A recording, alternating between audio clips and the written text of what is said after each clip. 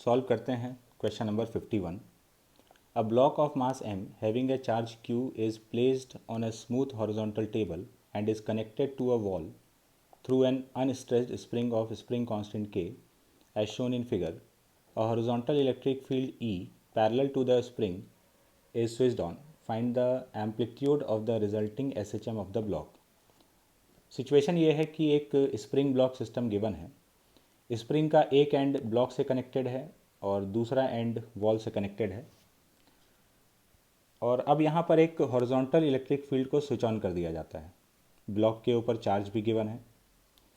तो अब यहाँ जो SHM होगा उस SHM का हम लोग को एम्पलीट्यूड बताना है।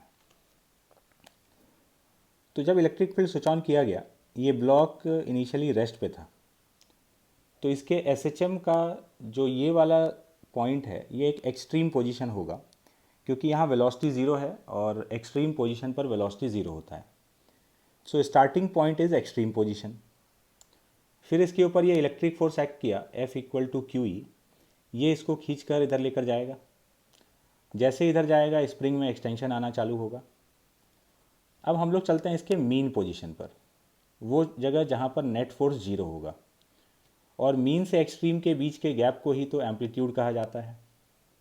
तो हम लोग ये वाला गैप निकाल लेते हैं। मीन पोजीशन पर नेट फोर्स ज़ीरो है, तो मीन पर दो फोर्सेस एक्ट कर रहा है। एक तो इलेक्ट्रोस्टैटिक फोर्स QE और दूसरा स्प्रिंग फोर्स KA।